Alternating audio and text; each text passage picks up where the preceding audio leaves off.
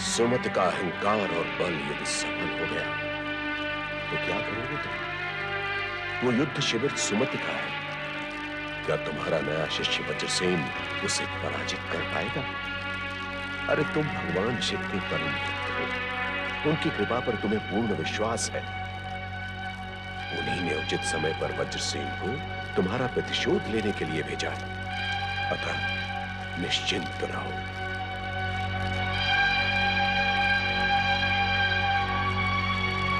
देवादिदेव महादेव, हे शिव शंकर, मुझे पूर्ण विश्वास है कि आप अपने भक्त के स्वाभिमान की रक्षा करेंगे और मेरे शिष्य वज्रसेन को सफल करेंगे।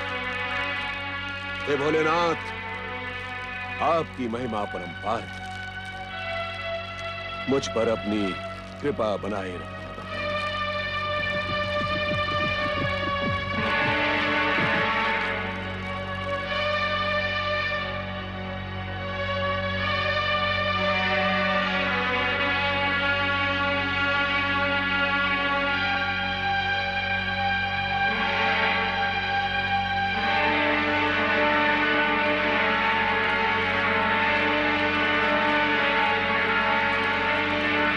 राजगुरु धुर्जटी।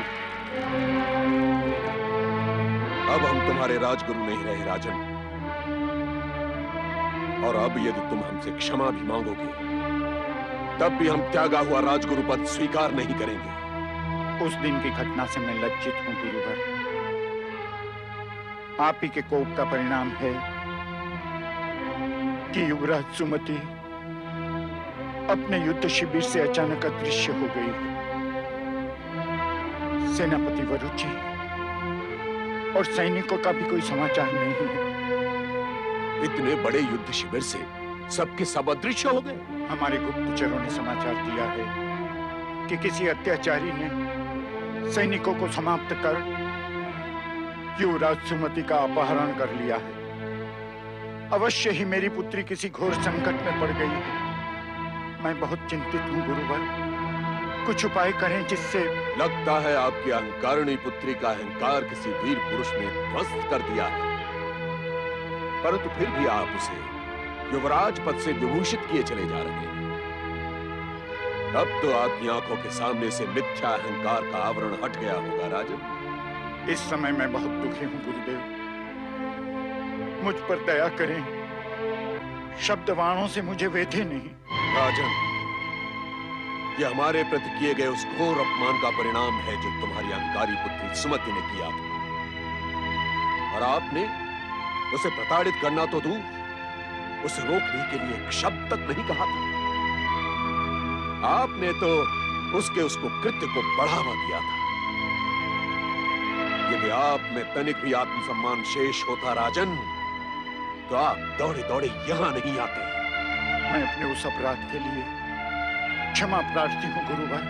इस समय मुझे आप पर क्रोध नहीं, दया आ रही है राजन।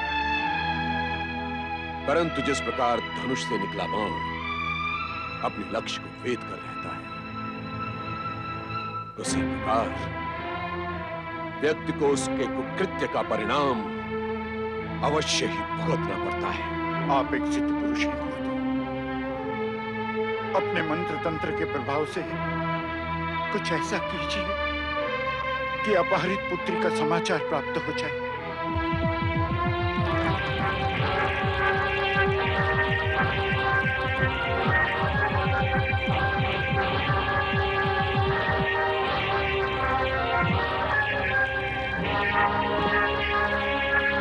पुत्री, पुत्री तुम कुशल से तो हो? कहां थी तुम? तुम्हारा उद्धार करने वाला ये वीर पुरुष कौन है? युवराज सुमति, क्या अब भी आप पर विश्वास किया जा सकता है? कहीं एक बार फिर आप भागने की चेष्टा तो नहीं करेंगी? वीर शिष्य वज्रसेन, हमें तुम्हारी वीरता पर गर्व है। सुमति का हाथ तुम्हारे हाथ में देखकर ही हम समझ गए थे कि तुमने किस प्रकार इस अहंकारिणी को वश में किया। राजकुमारी, यह हमारे राजगुरु धुर्जटी हैं, जिनके बुद्धि बल का लोहा सारा देश मानता है। प्रणाम करो इन्हें। वज्रसेन, अब तुम उस कथा को विस्तार से सुनाओ कि तुमने किस प्रकार युवराज सुमति का अहंकार ध्वस्त किया। इनके पिता महाराज भद्रसेन उस कथा को सुनने के लिए अत्यधिक उत्सुक हैं। सुमति पहले ही बहुत अपमानित और लज्जित हो गई है गुरुदेव।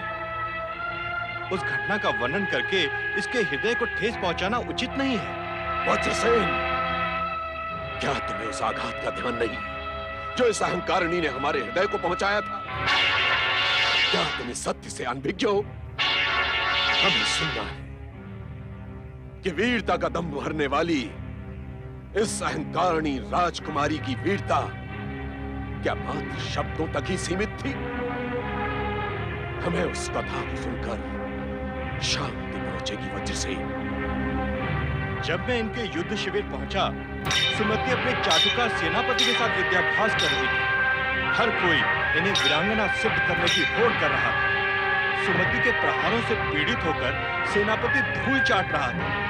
मैंने वहां पहुंचकर द्वंद्व युद्ध करने की चुनौती दी तो शिविर में बिना आज्ञा प्रवेश करने के दंड स्वरूप इन्होंने मुझे शिविर से निकल जाने का आदेश दिया। अब तुम जा सकते हो। आगे कहो, इस सुमति ने तुम्हारा प्रस्ताव स्वीकार कैसे किया? बार बार प्रताड़ित करने पर इनका अहंकार जागा और इन्होंने एक निश्चय पर मेरे साथ द्वंद्व युद्ध करना स्वीकार किया। उससे पहले तुम्हें अपना निश्चय रखना आवश्यक था। उसी निश्चय का परिणाम है कि इस समय सुमति मेरे अधीन हो गई है। अपने ही वचनों के अनुसार ये मेरी धर्मपत्नी बनने के लिए विवश है। धर्मपत्नी? अर्थात द्वंद्व युद्ध से पूर्व तुमने इससे यह वचन लिया था कि यदि ये हार गई तो तुम्हारी धर्मपत्नी बनेगी और आजीवन तुम्हारे चरणों की दासी बनकर रहेगी। हाँ गुरुदेव, आपका अनुमान सत्य की सीमा तक सही है। मेरी धर्मपत्नी बनने का निश्चय सुमति ने स्वीकार किया है, परंतु मैं इसका निर्णय आप पर छोड़ता हूं। पुत्री, क्या तुमने वज्रसेन का यह निश्चय स्वीकार किया था, ये जानते हुए भी कि इसके पिता हमारे घोर शत्रु हैं? मैं कुछ नहीं कहूंगी। पिताश्री, कृपा करके आप मुझसे कुछ न पूछे। तुमसे पूछे बिना हम किसी निर्णय पर नहीं पहुंच सकते। बताओ, तुमने वज्रसेन की धर्मपत्नी बनने का वचन स्वीकार किया था या नहीं? विवशता में सब कुछ स्वीकार करना होता है। इससे अधिक कुछ कहना मैं उचित नहीं समझती। यह सत्य है सुमति, तुमने मेरे धर्मपत्नी बनने का वचन अपनी पराजय से पहले स्वीकार किया था। बोलो, यह सत्य है या नहीं? मैंने कह दिया है, इस विषय में मैं अधिक कुछ नहीं कहूंगी। एक अपमानित, पराजित और लांछित स्त्री को और कितना लज्जित करने के इच्छुक हैं आप। अपने ही दिए हुए वचन को स्वीकार न करना यह सिद्ध करता है राजकुमारी कि तुम्हारे मन में अभी भी प्रपंच है। वचन देकर भी तुम वज्रसेन को अपना पति स्वीकार नहीं कर रहे। ये माने या ना माने, सुमति को मेरे साथ विवाह बंधन में बंधना ही पड़ेगा गुरुदेव। अब ये मेरे अधीन हो गई है। मैं सुमति को ये बात मानने के लिए विवश करूंगा। वज्रसेन, जब किसी का अहंकार खंडित होता है तो वो विवश होकर भी अपने अपमान का दंश नहीं भूलता। इस स्त्री से विवाह करके तुम्हें प्रतिदिन एक नई चुनौती का सामना करना होगा वज्रसेन। मैं इसके लिए प्रस्तुत हूं गुरुदेव, परंतु आपकी इच्छा और आज्ञा मेरे लिए सर्वोपरि है। हम तुम्हें यही परामर्श देंगे वज्रसेन कि तुम सुमति से विवाह करो तो अपने गुरु के अपमान का प्रतिशोध लेने के लिए। हमारे हृदय में सुलगती प्रतिशोध की आग तभी शांत होगी जब तुम सुमति को चरम सीमा तक लज्जित और अपमानित करोगे। राजगुरु दुर्जटी, इतने निष्ठुर और निर्दयी न बने। मेरी विवश पुत्री पहले ही अपमानित हो गई है। इसका कोमल हृदय खंडित हो गया है। कृपा करें गुरुदेव, शत्रु के साथ विवाह की विवशता से इसे मुक्त करें। सुमति को मेरे साथ जाने दें। कदापि नहीं। सुमति को अपने वचन का पालन करना ही होगा। यदि अब भी इसके मन में वीरता का झूठा अहंकार शेष है, तो हम एक बार फिर से द्वंद्व युद्ध में पराजित करेंगे। जो व्यक्ति वचन देकर पीछे हट जाए, उसे बलपूर्वक विवश करना न्याय की मांग है। गुरुदेव, अब आप ही निर्णय करें कि हमें क्या करना है। न्याय की ये मांग है कि सुमति अपने वचन का सम्मान करे, और वज्रसेन की ये मांग भी न्यायोचित है कि यदि सुमति अपने वचन का पालन नहीं करती, तो उसे पुनः द्वंद्व युद्ध के लिए विवश किया जाए। तुम बताओ, तुम्हारी क्या इच्छा है? स्पष्ट करो। मुझ पर वचन भंग का झूठा आरोप ना लगाएं। मैं अपने वचन का परिणाम भुगतने के लिए प्रस्तुत हूँ। पुत्री, ये क्या कह रही हो तुम वज्रसेन की धर्म पत्नी बनोगी? कल्पना करो, सोचो, विवाह के पश्चात तुम्हारी क्या दुर्दशा होगी। जो आघात मैंने अब तक सह लिया है, उससे वो दुर्दशा अधिक नहीं होगी पिताश्री। मुझे मेरे भाग्य पे छोड़ दे। महाराज भद्रसेन, आप अपनी लाडली कन्या के विवाह के प्रबंध आरंभ करें।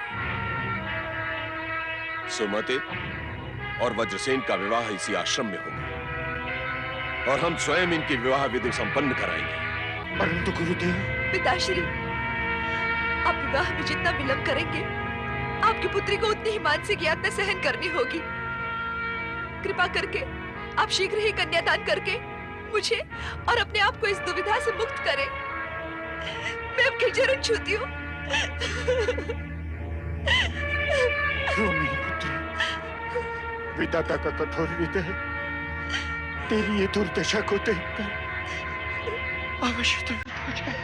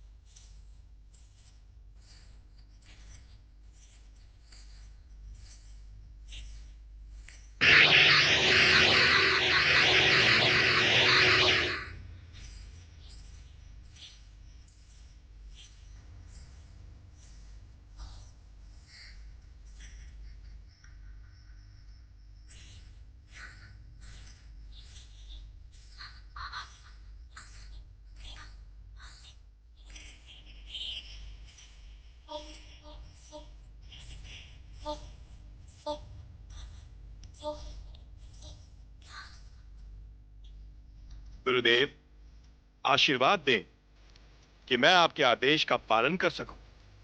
मेरा आशीर्वाद तो सदा ही तुम्हारे साथ है वज्रसेन, परंतु तुम्हारी धर्म पत्नी ने मेरे आशीर्वाद का अधिकार खो दिया है। मैं बड़े से बड़े कष्ट का सामना करने के लिए प्रस्तुत हूँ। आप आशीर्वाद दें या अभिशाप, मुझे इससे कोई अंतर नहीं पड़ता। आपकी इच्छा पूर्ण हो गई है। अब ले चले मुझे यहाँ से।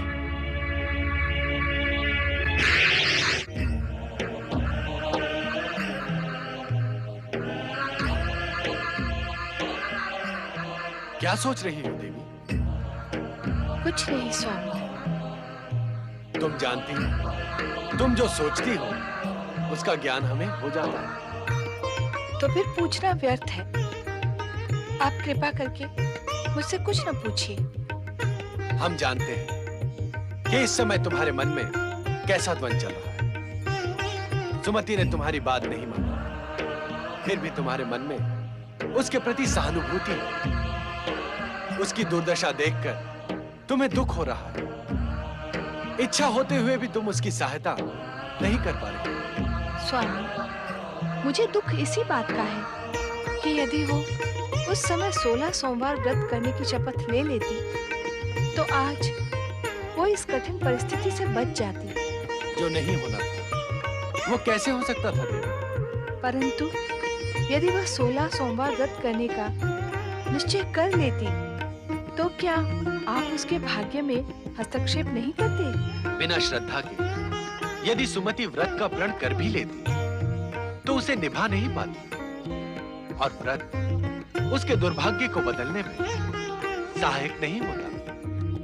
और फिर हम विधाता के विधान में कैसे हस्तक्षेप कर सकते हैं? मुझे पूर्ण विश्वास है कि सच्ची भक्ति विधि का विधान बदल सकती है।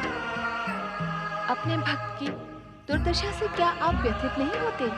अवश्य होते हैं, जैसे इस समय तुम हो रही हो। परंतु ये बात क्यों भूल जाती हो कि सुमति की मति को अभिमान का ग्रहण लग गया था, और उसका कारण थे पूर्व जन्म के वो पाप जो उसे आज वज्रसेन की धर्मपत्नी बनाकर उसकी आत्मपीड़ा बढ़ा रहे हैं। इस आत्मपीड़ा से छूटने का उपाय बताएं स्वामी। इस समय मैं आपसे यही जानने के लिए इच्छुक हूँ। यदि अब भी सुमति अपने आहत अभिमान को भूलकर पैर की भावना त्याग दे और सच्चे मन से वज्रसेन को अपना पति स्वीकार कर ले, तो वो इस दुर्भाग्य की छाया से मुक्त हो सकती है। क्या सुमति के लिए ऐसा करना संभव होगा? धूर्जटी और वज्रसेन दोनों उस दुखियारी से प्रतिशोध लेने पर तुले हैं। तुम्हारी ये करुणा उसे सद्भाव के लिए प्रेरित करेगी, क्योंकि मन की सद्भावना ही दुर्भाग्य को बदल सकती है। धैर्य धारण करो देवी और समय की प्रतीक्षा करो।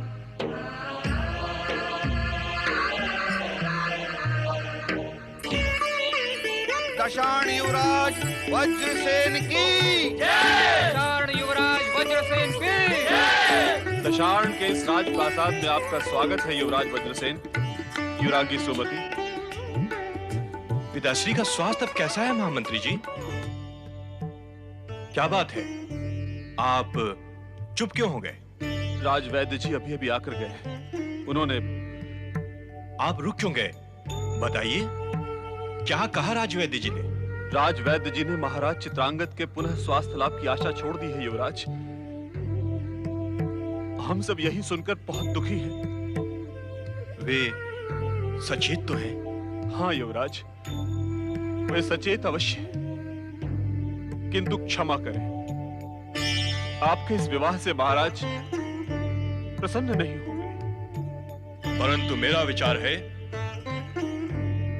इस विवाह से वे अवश्य प्रसन्न होंगे। हो सकता है उन्हें स्वास्थ्य लाभ भी हो जाए।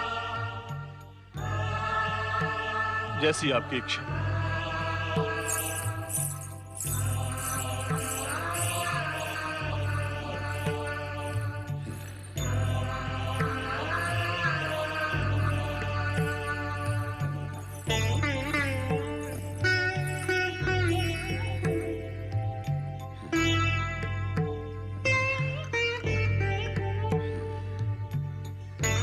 पिताश्री,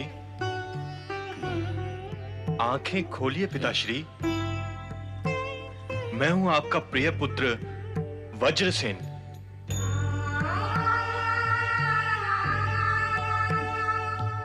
पिताश्री, आंखें खोलिए।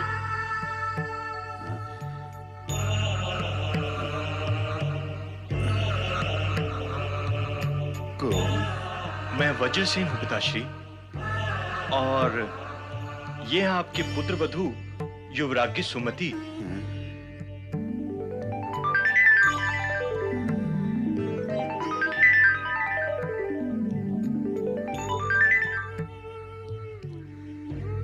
हमें बिना बताए तुमने विवाह कर लिया वज्रसेन।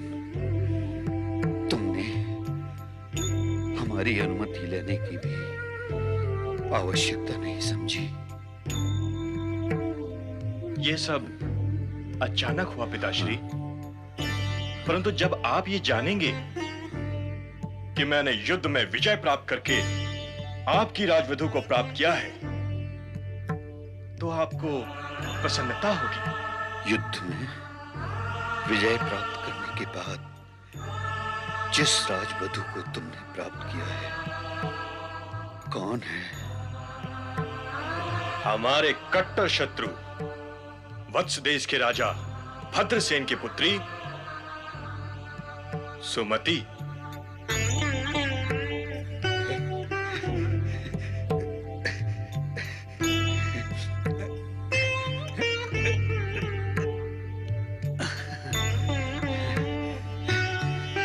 तुमने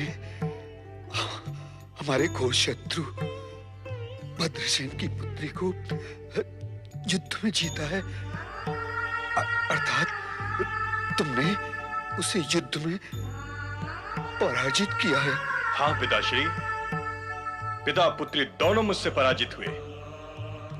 अब सुमति जीवन भर हमारे चरणों की दासी बनकर रहेगी।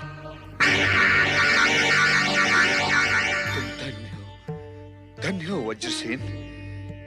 इस संसार से सदा के लिए विदा होने से पहले तुमने ये शुभ समाचार सुनाकर हमारा मरण सफल कर दिया वज्रसेन, सफल कर दिया। वर्षों तक युद्ध करने के पश्चात भी हम भद्रसेन को पराजित नहीं कर पाए वज्रसेन। तुमने मेरा सपना पूरा कर दिया वज्रसेन। तुम धन्य हो वज्रसेन। तुम पिताश्री, ये क्या किया आपने पिताश्री? मुझे अकेला छोड़कर चले गए पिताश्री, पिताश्री, पिताश्री, पिताश्री, पिताश्री।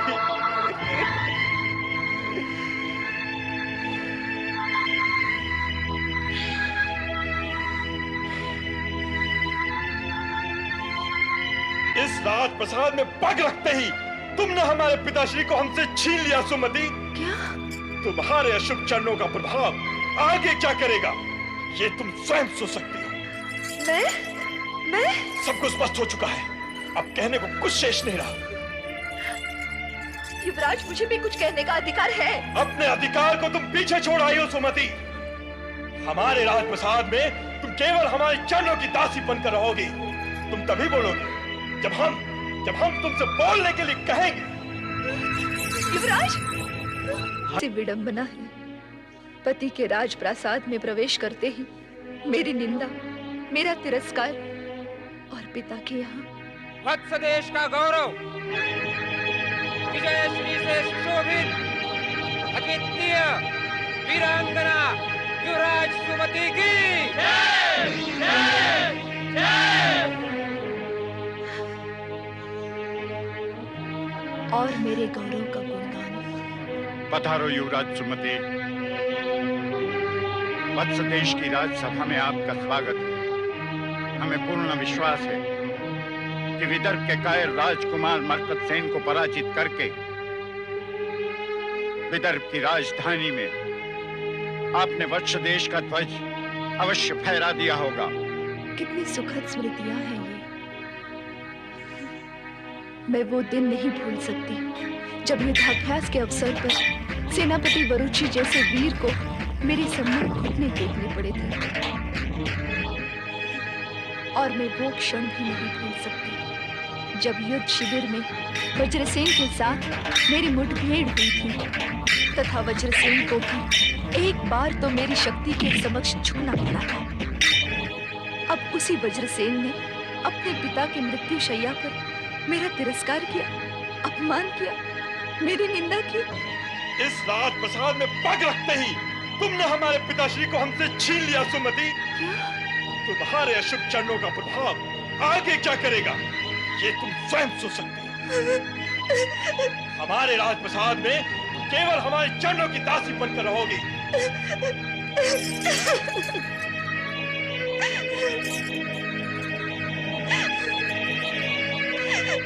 सुमति,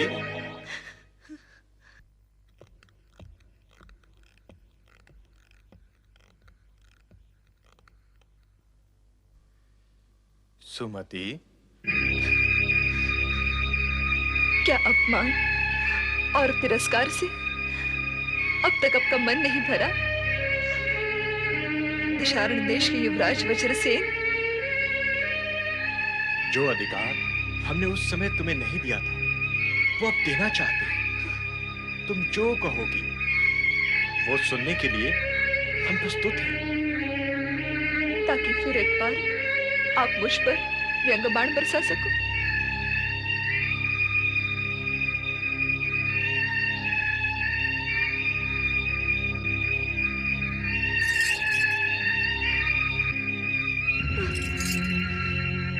एक शत्रु के साथ आपको प्रेम प्रदर्शन शोभा नहीं देता युवराज। परंतु अब हम तुम्हें अपना शत्रु नहीं समझते। जिस प्रकार अपने पिता की मरण शैया पर आपने एक नववधू का तिरस्कार किया है, वैसे तो कोई शत्रु भी नहीं करता। मैं जानती हूँ अब मुझे जीवन भर एक शत्रु के साथ ही रहना है।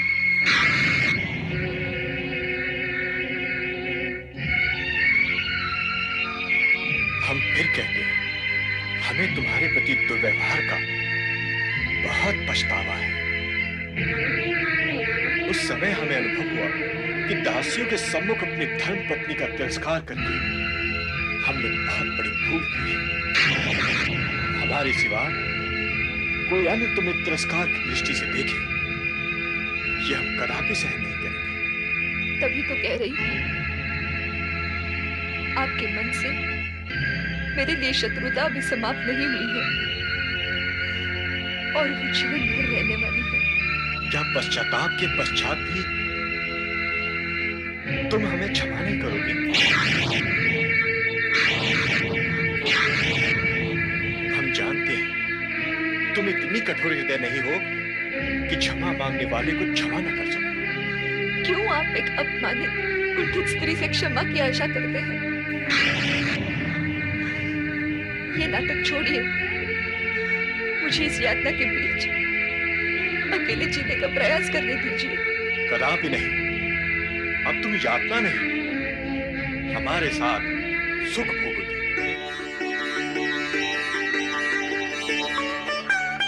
क्या ये संभव है? पश्चाताप के पश्चात मेरा हृदय अब शत्रुता की भावना से मुक्त हो चुका है सुमति। शत्रु को इतना दंड मिल चुका है कि अब अधिक तिरस्कार की संभावना नहीं है। मैं सच्चे मन से तुम्हें धर्मपत्नी का अधिकार लौटाना चाहता हूं। तुम भी सच्चे मन से मुझे क्षमा कर दो। वीरता के संघर्ष और अभिमान की टकराहट में मैं तुम्हारे सौंदर्य को अनदेखा कर गया। मैं भूल ही गया था कि वीरांगना से अधिक तुम रूपवती हो।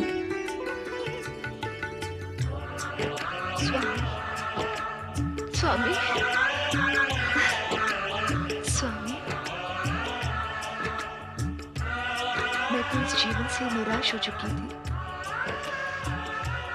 आपने ये सब कहकर मुझ पर कितनी बड़ी कृपा की है, आप नहीं जानते।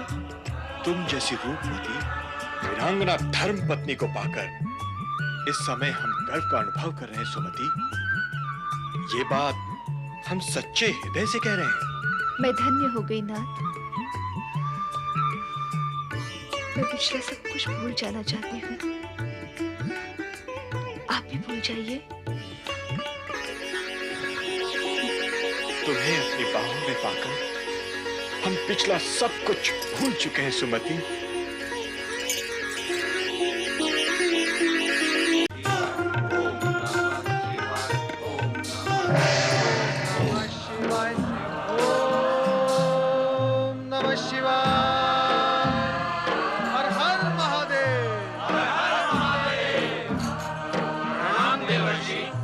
कल्याण भव।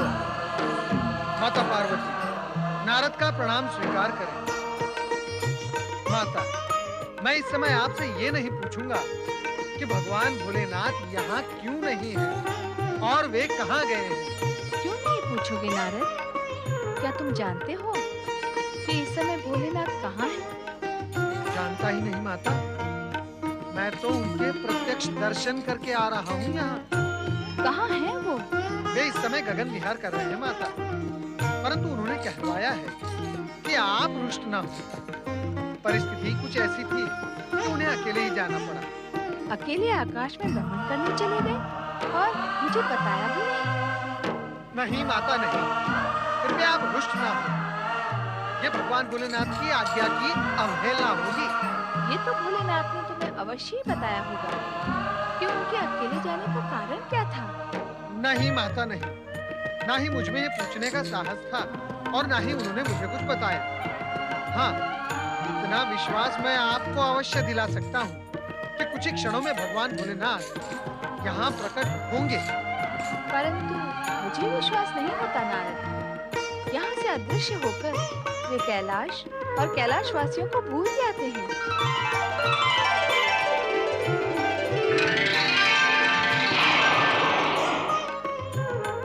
हम किसी को नहीं भूलते देवी, और फिर तुम्हें भूलने का तो प्रश्न ही नहीं उठता। ये बात सारा जगत जानता है कि शक्ति स्वरूप पार्वती सदा हमारे पास है।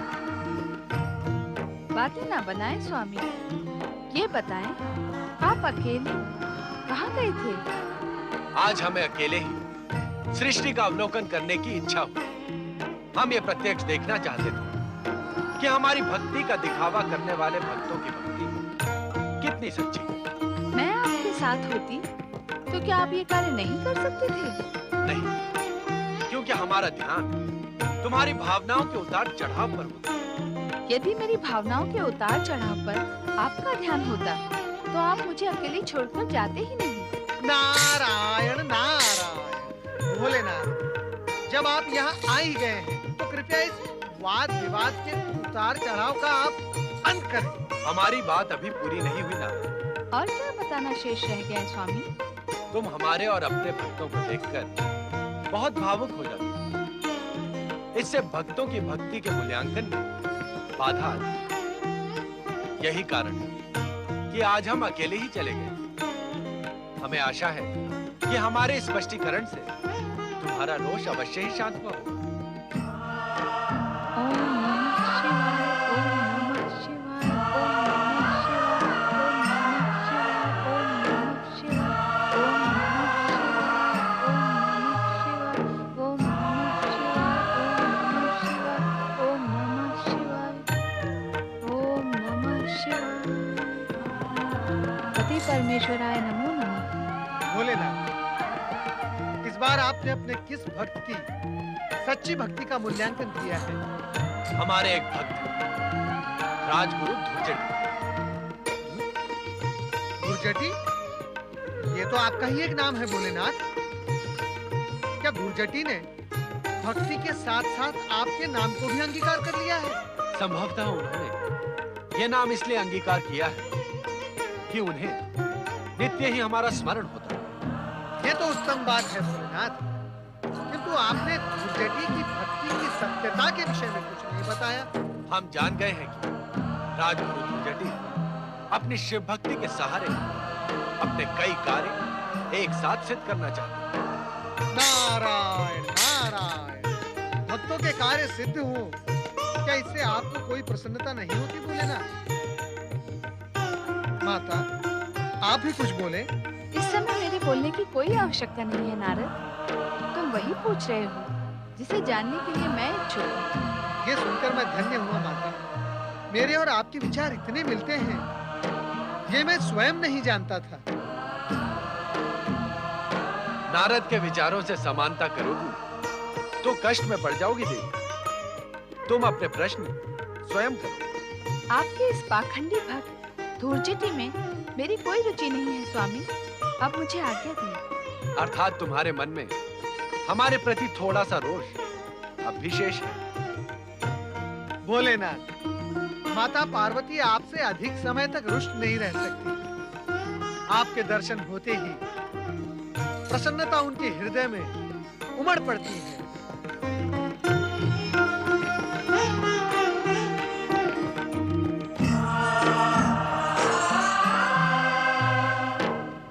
नारद, हम धुर्जटी को यह ज्ञात कराना आवश्यक समझते हैं कि न्याय, नीति और सत्य पर चलने वाले शिव भक्तों की ही हम सहायता करते हैं, क्रोध और अहंकार से भरे प्रपंची की नहीं।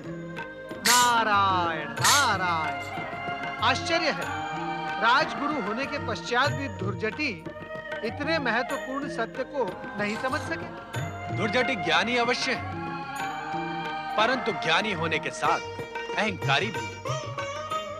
नारद, इस कार्य में तुम हमारी सहायता कर सकते हो। मैं भोलेनाथ, मैं तो आपका एक तुच्छ भक्त हूँ। भला मैं क्या आपकी सहायता कर सकता हूँ? इसे अपनी चतुराई और योग्यता की परीक्षा समझो नारद। तुम एक ब्रह्मचारी का रूप धारण कर धुर्जटी के आश्रम जाओ और उसकी भक्ति और नीति की हाल हो। जो आज्ञा भोलेनाथ। आपने मुझे इतना महत्वपूर्ण कार्य सौंपकर मुझ पर बहुत बड़ी कृपा की है। अब मुझे स्वयं अपनी योग्यता का पता चल ही जाएगा। ओम नमः शिवाय। विश्वासघात। इसका अर्थ यह हो कि महाराज वज्रसेन को हमारे आदेश का पालन करना स्वीकार नहीं। राजगुरु, उन्होंने निवेदन किया है कि अभी शत्रुता का समाप्त हो जाना आवश्यक है। पति पत्नी के बीच शत्रुता बनाए रखने का कोई अर्थ नहीं है। महामंत्री सुदंत, आपको यह भली भांति ज्ञात है कि हमने वज्रसेन और सुमति का विवाह प्रतिशोध लेने के लिए स्वीकृत किया था, पति पत्नी के प्रेम में डूब जाने के लिए नहीं। गुरुदेव, ये सत्य है कि उन दोनों के बीच अब कोई मनमुटाव नहीं है। महारानी सुमति अब तो गर्भवती भी हो गई। क्या तुम सत्य कह रहे हो महामंत्री सुदंत? स्वयं राजवैद्य जी ने इस बात की पुष्टि की है गुरुदेव। मैं भी यही निवेदन करूंगा कि शत्रुता के इस अध्याय को यहीं समाप्त कर दीजिए। महामंत्री सुदंत, ऐसा प्रतीत होता है कि शत्रुता समाप्त कराने के षड्यंत्र में आप सब हमारे विरुद्ध हो गए हैं। यदि आपको अपमानित नहीं होना है तो तुरंत यहां से चले जाओ। अब हम इस विषय में एक शब्द भी नहीं सुनेंगे।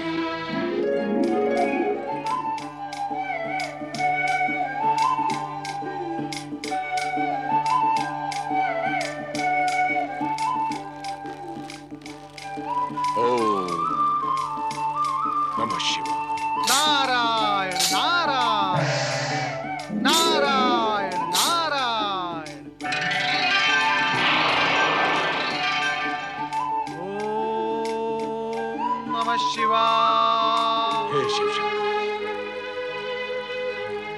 जिस उद्देश्य से मैंने दशारण देश के युवराज वज्रसेन को अपना शिष्य बनाया था, वो अधूरा ही रह गया। सुमति को अपनी पत्नी के रूप में पाकर वो अपने उद्देश्य से भटक गया। भोलेनाथ, वज्रसेन के मन में सुमति के प्रति द्वेष और घृणा उत्पन्न करे। शिव शंकर, एक बार फिर उसके मन में प्रतिशोध की भावना जागृत करें। हे भक्तवत्सल, मेरी प्रार्थना स्वीकार करें। मेरे मन की आग को शांत करें, अन्यथा मैं यूं ही प्रतिशोध की आग में तपता रहूंगा। ओम नमः शिवाय। ओम नमः शिवाय। ओम नमः शिवाय। ओम नमः शिवाय। ओम नमः शिवाय। गुरुदेव, आपके दर्शन पाकर मेरा जीवन सफल हुआ, मैं धन्य हुआ। कौन हो तुम? गुरुदेव, मैं एक बाल ब्रह्मचारी हूँ। आपका शिष्य बनने के लिए दूर देश से यहाँ आया हूँ। चले जाओ यहाँ से, तुम हमारे शिष्य नहीं बन सकते। हे महाज्ञानी, आप पूरी योग्यता से मेरी योग्यता की परीक्षा ले लें। मैं आपका सर्वश्रेष्ठ शिष्य सिद्ध हो सकता हूँ। सर्वश्रेष्ठ तो क्या, तुम हमारे निकृष्टतम शिष्य भी नहीं बन सकते। जो मूर्ख भक्ति में बाधा डालकर विवेकहीन हो गया हो, वो हमारा शिष्य कदापि नहीं हो सकता। हम फिर कहते हैं, चले जाओ यहां से। हमारी शिव भक्ति में बाधा मत डालो। मुझे अपना शिष्य बना लेने से आपकी शिव भक्ति और भी दृढ़ हो जाएगी। भगवान भोलेनाथ मेरे भी इष्ट देव हैं, उनकी मुझ पर विशेष कृपा है। तुम्हारे कहने मात्र से क्या होता है? तुम अपनी स्वार्थ सिद्धि के लिए कुछ भी कह सकते हो, परंतु हमारी शिव आराधना में बाधा डालकर तुमने हमारा शिष्य बनने का अधिकार खो दिया है। अब अधिक बातें न बनाओ, चले जाओ यहां से। नहीं गुरुदेव, नहीं। गुरुदेव, मैं तब तक आपके चरण नहीं छोड़ूंगा जब तक आप मुझे शिष्य के रूप में स्वीकार नहीं कर लेते। गुरुदेव, आप मेरी प्रार्थना अस्वीकार कर मेरे हृदय को छिन्न भिन्न न करें, मुझ पर कृपा करें गुरुदेव। गुरुदेव, मैंने आपको मन ही मन अपना गुरु स्वीकार कर लिया है। यदि आप इसी समय मुझे शिष्य की दीक्षा नहीं देंगे तो मैं भगवान भोलेनाथ का नाम स्मरण कर यहीं पर अपने प्राण त्याग दूंगा गुरुदेव। ऐसा हठी ब्रह्मचारी हमने आज तक नहीं देखा। ठीक है, हमें सोचने का समय दो। हमें परखने दो कि तुम हमारे शिष्य बनने योग्य हो भी या नहीं। गुरुदेव, मैंने आपसे पहले ही निवेदन किया है कि मैं कठोर से कठोर परीक्षा देने के लिए तत्पर हूं। यदि आप मुझे प्राण देने के लिए कहें तो मैं अवश्य दूंगा, परंतु आपको मुझे दुर्जटी शिष्य की उपाधि अवश्य प्रदान करनी होगी। कृपया आप मुझे दुर्जटी शिष्य के रूप में दीक्षित करें। तुम बाल ब्रह्मचारी हो ये तो हम जान गए, किंतु तुमने अपना पूर्ण परिचय नहीं दिया। तुम्हारे पिता का नाम क्या है? मेरे पिता का नाम है ब्रह्मदेव। माता का? माता शारदा। कुल कौन सा है तुम्हारा? नारदीय। और गोत्र? ब्रह्म गोत्र है मेरा। अब और क्या शेष रह गया है जानने के लिए गुरुदेव? जब तक हम तुम्हें अपना शिष्य न बनाए, तुम हमें गुरुदेव नहीं कह सकते। आप मेरे तो क्या, सारे संसार के गुरुदेव हैं गुरुदेव। सारा जगत आपके ज्ञान और पांडित्य का लोहा मानता है। आपकी ये कीर्ति कथा सुनकर ही तो मैं आपकी शरण में आया हूँ। ऐसा लगता है कि तुम्हारा ज्ञान प्रशंसनीय है, इसलिए हम तुम्हें अपना शिष्य बनाना स्वीकार करते हैं। आप धन्य हैं गुरुदेव, आप महान हैं। मुझे शिष्य के रूप में स्वीकार कर आपकी महानता और भी अधिक महान हो गई है। आसन ग्रहण करो।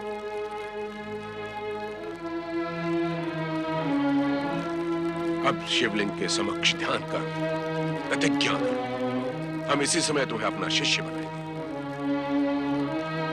अपना नाम भी करता हूं। मैं गुरु धूर्जटि को अपने गुरु के रूप में सम्मान पूर्वक स्वीकार करता हूं। मैं बाल ब्रह्मचारी शिवशरण गुरु धूर्जटि को अपने महान गुरु के रूप में स्वीकार करता हूं, और इसके लिए मैं इनका अति कृतज्ञ हूं। हम जो कहे वही शब्द दोहराओ शिष्य। जो आज्ञा गुरुदेव। मैं गुरु धूर्जटि के शिष्य के रूप में उनकी हर आज्ञा का पालन करूंगा, और उनकी सेवा ही मेरे जीवन का व्रत है। मैं गुरु धूर्जटि के शिष्य के रूप में उनकी प्रत्येक आज्ञा का पालन करूंगा, और उनकी सेवा ही मेरे जीवन का व्रत है। गुरु के रोष को मैं उनका प्रसाद समझूंगा, और उनके प्रति प्रामाणिक रहकर किसी अन्य व्यक्ति को मैं अपना गुरु नहीं बनाऊंगा। मैं गुरु के रोष को उनका प्रसाद समझूंगा, और उनके प्रति प्रामाणिक रहकर किसी भी अन्य व्यक्ति को अपना गुरु नहीं बनाऊंगा। जय गुरुदेव। गुरुदेव, कृपया कर आप मुझे आशीर्वाद दें कि मैं योग्य धुर्जटी शिष्य बन सकूं। हम तुम्हें आशीर्वाद देते हैं प्रिय शिष्य कि तुम असाधारण रिद्धि सिद्धि को प्राप्त करो और गुणगान से संपन्न होकर अपने गुरुदेव का यश दिग दिगंत तक फैलाओ। धन्य है गुरुदेव, आप धन्य है। गुरुदेव, अब तो मैं आपका प्रिय शिष्य हो गया। कृपया आप मेरे एक प्रश्न का उत्तर दें। पूछो, क्या पूछना है? गुरुदेव, जब मैंने आपके इस पवित्र आश्रम में चरण रखे तब आप शिवाराधना में लीन थे और तभी तुम बाधा पहुंचाने आ गए। गुरुदेव, कृपया आप बाधा की बात विचारें और आराधना की बात करें। आप मुझे ये बताएं कि आप भगवान भोलेनाथ से क्या मांग रहे थे? हमें एक अहंकारिणी नारी से उसके अपराध का प्रतिशोध लेना है, उसे हर सुख से वंचित करके दुर्दशा की खाइयों में धकेलना है। परंतु दुख की बात तो यह है कि हमारा शिष्य ही हमसे विश्वासघात कर रहा है। इसलिए हम भगवान शिव से प्रार्थना कर रहे थे कि हमारे शिष्य के मन में उसकी पत्नी के प्रति प्रेम नहीं, घृणा उत्पन्न करे। क्या भगवान भोलेनाथ आपकी ये विचित्र प्रार्थना स्वीकार करेंगे गुरुदेव? हमने वर्षों भगवान शिव की भक्ति की है, उन्हें हमारी ये प्रार्थना माननी ही होगी। यदि वो नहीं मानेंगे तो हम स्वयं अपने शिष्य के हृदय में घृणा के बीज बोएंगे। गुरुदेव, आपका ये रूप बहुत भयानक है। हमारे शिष्य वज्रसेन को हमारा आदेश मानकर सुमति को अधिक से अधिक पीड़ा पहुंचानी ही होगी। ये हमारा प्रण है।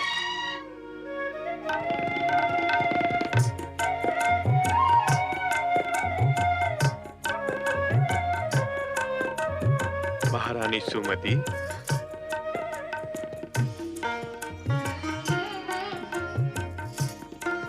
राजवैद्य जी ने कहा है कि अब तुम्हारा गर्भकाल पूर्ण हो चुका है।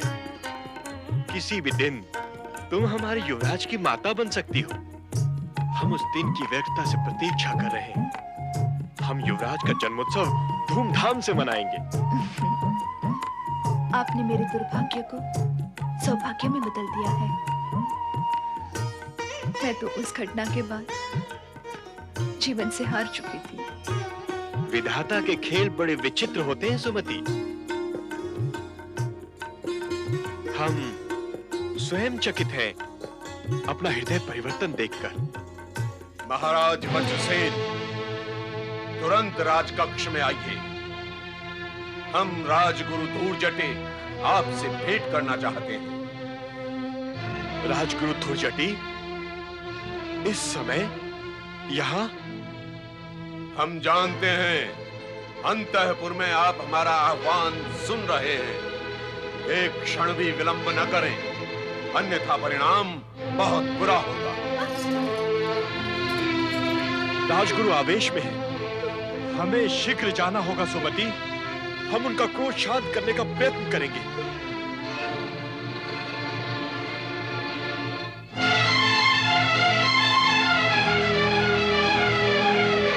गुरुदेव धूर्जटी को मेरा प्रणाम। कृतज्ञ वज्रसेन, तू नाक रगड़कर हमारा शिष्य बना। हमने तुझे वो सब दिलाया जो तूने चाहा, और तूने हमारे आदेश की अवहेलना की। परिस्थितियां अचानक बदल गई गुरुदेव। पूज्य पिताश्री महाराज चित्रांगद का अचानक स्वर्गवास हो गया और हम सब समझते हैं। क्या तू ये कहना चाहता है कि दशानन देश का राजा बनते ही हमारा महत्व तो कम हो गया और तुम्हारे लिए हमारे आदेश का पालन करना आवश्यक नहीं रहा? हर आदेश की एक सीमा होती है गुरुदेव। राजकुमारी सुमति से हमारा विवाह होने के पश्चात आपके आदेश की सीमा समाप्त हो गई और उसके पश्चात हमने जो उचित समझा वही किया। क्या तुम हमें अपने राजगुरु का सम्मान नहीं देना चाहते? क्या अब तुम हमारे शिष्य नहीं रहे? मैंने आज जन्म आपका शिष्य बने रहने का वचन दिया था। आपने जो प्रतिज्ञा मुझे दिलवाई थी उसका मैं पूर्ण रूप से पालन करूंगा। तुम अपनी प्रतिज्ञा भूल चुके हो वज्रसेन। दशारण देश का शासक बनते ही तुम्हारा मन बदल गया है। जिस अभिमानी स्त्री का अभिमान खंडित करके तुमने हमारे समक्ष प्रस्तुत किया था, उसी के मोह जाल में फंस चुके हो तुम। जो विवाह शत्रुता का प्रतिशोध लेने के लिए किया गया था, उसे तुमने अपने भोग विलास का साधन बना लिया। तुम अपने कर्तव्य से विमुख हो चुके हो। तुमने अपने गुरु के साथ विश्वासघात किया है वज्रसेन, और इसके कुपरिणाम से तुम बच नहीं सकते। क्षमा कीजिए गुरुदेव, धर्म पत्नी के प्रति भी पति का कुछ कर्तव्य होता है। वो उसके संतान की माता का गौरव प्राप्त करती है। उस कर्तव्य से हम कैसे वो मोड़ लेते हैं? वज्रसेन, राजा बनने के पश्चात तुमने बार बार हमारे आदेश की अवहेलना की। हमारे बार बार बुलाए जाने पर भी तुम हमारे आश्रम नहीं आए। यह हमारा घोर अपमान नहीं है क्या? नहीं गुरुदेव, मुझे आपके सम्मान का पूरा ध्यान था। मैं जानता था आप जैसा ज्ञानी गुरु ये बात सरलता से समझ सकता है कि समय बीतने के साथ साथ संबंधों में परिवर्तन होता है। शत्रुता को अधिक समय तक मन में पालने वाला व्यक्ति स्वयं ही स्वयं का शत्रु बन जाता है। इसलिए हमने सुमति के प्रति शत्रुता को मित्रता, स्नेह और कर्तव्य में बदलने का निश्चय किया। अब हम अपने होने वाले युवराज के पिता बनने वाले हैं, इसलिए धर्मपत्नी को सच्चा स्नेह प्रदान करना अब हमारा कर्तव्य बन चुका है। बदल डालो ऐसे कर्तव्य को और उस कर्तव्य का पालन करो जो एक शिष्य को गुरु के लिए करना चाहिए। वज्रसेन, ये हमारा आदेश है कि यदि तुम सुमति को साथ रखकर उससे प्रतिशोध नहीं ले सकते तो बहिष्कार कर दो उसका, निकाल दो उसे इस राजमहल से और हमारे समक्ष की हुई प्रतिज्ञा का पालन करो। अन्यथा प्रतिज्ञा तोड़ने के अपराध में तुम कठोर दंड के पात्र हो सकते हो। अपना क्रोध शांत कीजिए गुरुदेव। मुझे उस प्रतिज्ञा का स्मरण न कराइए जो मेरे लिए निरर्थक हो चुकी है। आप ज्ञानी हैं, महापंडित हैं। शांत मन से विचार कीजिए कि क्या दर्शान देश की गर्भवती महारानी को बहिष्कृत करना मेरे लिए संभव है? प्रजा क्या कहेगी? संसार क्या कहेगा? मुझ पर कृपा कीजिए गुरुदेव। इस अनुचित आदेश का पालन करने के लिए मुझे विवश न कीजिए। वज्रसेन, यदि तुमने हमारे आदेश को स्वीकार नहीं किया, यदि तुमने अपने गुरु के धधकते हृदय को शांत नहीं किया, तो हम अपनी समस्त सिद्धियों का उपयोग करके तुम्हें और तुम्हारे सारे राज्य को नष्ट कर देंगे।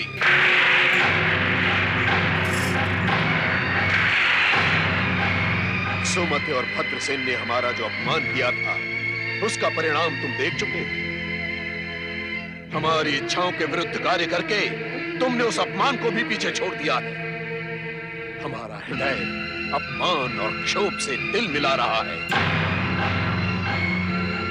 इस समय जो शाप हमारे हृदय से निकलेगा वज्रसेन, वो तुम्हारे साथ साथ तुम्हारे राज्य को भी नष्ट कर देगा।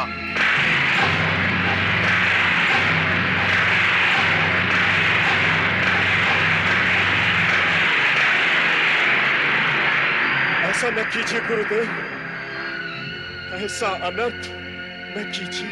हम तुम्हें एक क्षण का समय देते हैं। तुम हमारे आदेश का पालन करते हो या अपने सर्वनाश को निमंत्रण देना चाहते हो? तुरंत उत्तर दो, हम और प्रतीक्षा नहीं करेंगे।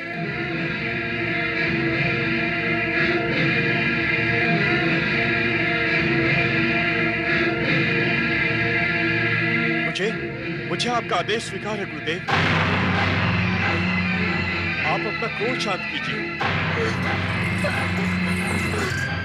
हम जानते थे कि तुम ऐसा ही करोगे, इसीलिए हम अपना आश्रम छोड़कर तुम्हारे पास आए थे। आज के बाद उस कुलक्षणी सुमति की छाया भी इस राजप्रासाद में दिखाई नहीं देगी, इसका हमें पूर्ण विश्वास है।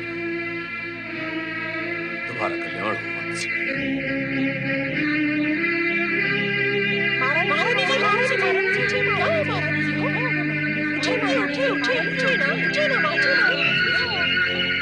महाराज की जय हो। क्या समाचार है राजवैद्य जी? समाचार शुभ नहीं है महाराज। क्या महारानी सुमति ने युवराज को जन्म नहीं दिया? शिशु युवराज का तो आगमन हो चुका है महाराज, परंतु परंतु परंतु क्या? परंतु महारानी सुमति ने क्षय रोग से ग्रस्त पुत्र को जन्म दिया है, जिसका उपचार करना अत्यंत ही कठिन है। देखा महामंत्री जी, गुरुदेव के प्रकोप ने अपना प्रभाव दिखाना प्रारंभ कर दिया है। राजवैद्य जी, क्या क्षय रोग से ग्रस्त युवराज का कोई उपचार नहीं हो सकता? उपचार तो मैं अवश्य करूंगा महाराज, परंतु आशा बहुत ही क्षीण है। अब आप जा सकते हैं। जो आज्ञा महाराज।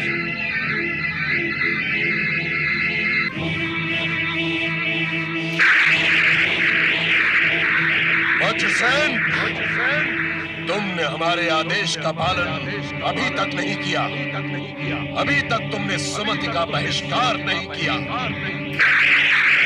निकाल दो उसे इस राजमहल से, अन्यथा हम तुम्हें और तुम्हारे राज्य को नष्ट कर देंगे।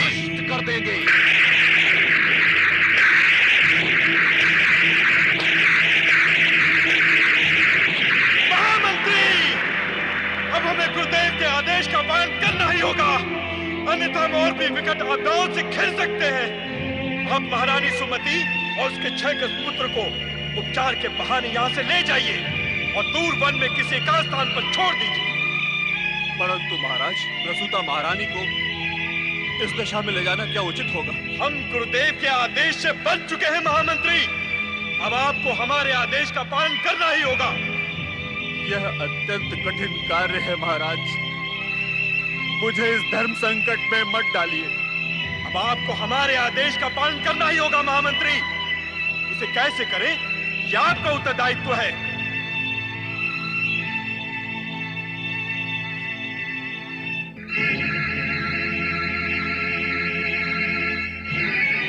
महारानी और शिशु युवराज की रक्षा करना है शिव शंकर। हर हर महादेव, जय शिव शंकर। ओम नमः शिवाय। भोलेनाथ, मैं ब्रह्मचारी का रूप धारण कर राजगुरु धुर्जटी का शिष्य बना और उनकी भक्ति की था पाने का प्रयत्न किया। कितनी आस्था और निष्ठा है धुर्जटी की भक्ति में।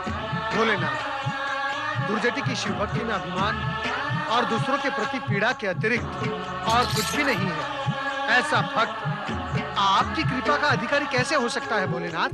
अब महारानी सुमति और उनका क्षयग्रस्त शिशु हमारी कृपा का पात्र बन चुके हैं। नारद, अब उन्हें हर कष्ट से उबारना तुम्हारा कार्य है। मेरा कार्य? प्रभु, आप अपना कार्य मुझ पर क्यों थोपना चाहते हैं? क्योंकि तुम हमारे श्रेष्ठतम भक्त हो और भक्त को कभी-कभी भगवान का कर्तव्य भी निभाना पड़ता है। नारायण नारायण, जो आज्ञा भोलेनाथ, मैं आपकी प्रत्येक आज्ञा का पालन करूंगा। आप मुझे केवल ये बताएं कि मुझे धुर्जटी के ब्रह्मचारी शिष्य की भूमिका अब भी निभानी है अथवा नहीं? कदापि नहीं। अब धुर्जटी को तुम्हारी सहायता प्राप्त नहीं होगी। उसे अपने द्वेष और दुर्भावना का परिणाम अवश्य ही भुगतना होगा। हाँ, तुम उसके ब्रह्मचारी शिष्य होने का वेश धारण करके दुखियों की सहायता करने के लिए स्वतंत्र हो। तुम्हारा कल्याण